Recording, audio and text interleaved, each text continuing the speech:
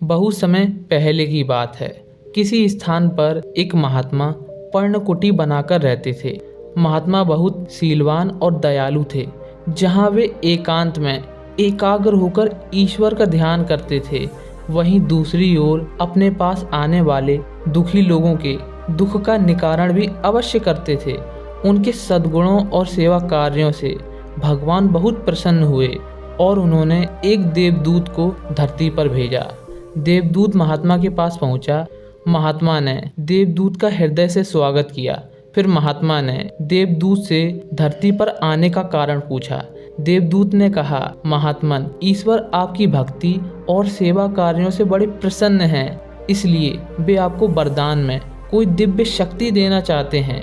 ईश्वर ने मुझे आपके पास ये पूछने के लिए भेजा है कि आप कौन सी दिव्य शक्ति ग्रहण करना चाहते हैं। क्या आप लोगों को रोग मुक्त करने की शक्ति प्राप्त करना चाहते हैं?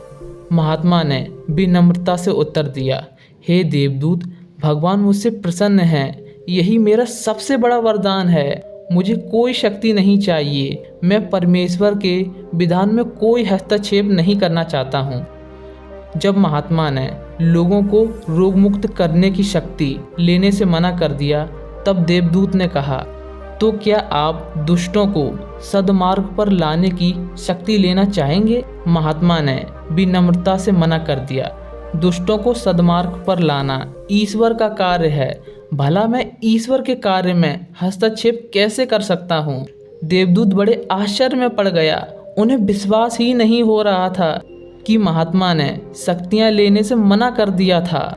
देवदूत उनकी भक्ति भावना से बड़े प्रसन्न हुए। उन्होंने महात्मा से कहा, हे महात्मन, आपने मुझे बड़े आश्चर्य में डाल दिया है। ईश्वर की आज्ञा अनुसार मुझे आपसे ये पूछकर ईश्वर को बताना था कि आप कौन सी शक्ति ग्रहण करना चाहते हैं। मैं ऐसे ही ईश्वर के पास नहीं लौट सकता हूँ। कृपया आप कोई शक्ति अवश्य स्वीकार कीजिए। महात्मा सोच में पड़ गए। थोड़ी देर सोचने के बाद उन्होंने देवदूत से कहा, ठीक है, यदि ईश्वर मुझे कोई शक्ति देना ही चाहते हैं तो आप ईश्वर से कहिए कि वो मुझ में लोगों को रोग मुक्त करने की शक्ति की उत्पत्ति करें। मैं जहाँ से भी गुजरूं तो लोग रोग मुक्त होते चले जाएं। देवदूत ने कहा, ठीक है। इसके बाद देवदूत ईश्वर के पास चला गया। उसने ईश्वर को बताया कि महात्मा लोगों को रोग मुक्त करने की शक्ति स्वयं के अंदर चाहते हैं। देवदूत से ये जानने के बाद ईश्वर ने महात्मा की परछाई को रोग मुक्त करने की शक्ति से संपन्न कर दिया। अब महात्मा जहाँ से भी जाते लोग स्वस्थ होते चले जाते। महात्मा को कभी ये बोध ही नहीं हुआ कि लोगों पर उनकी परछाई पड़ने से लोग स्वस्थ हो जाते हैं, और ना ही लोगों को ये पता चला कि लोग महात्मा के कारण ठीक हो जाते हैं। और महात्मा को भी ये कभी पता नहीं चला कि वो ईश्वर के कितने करीब थे।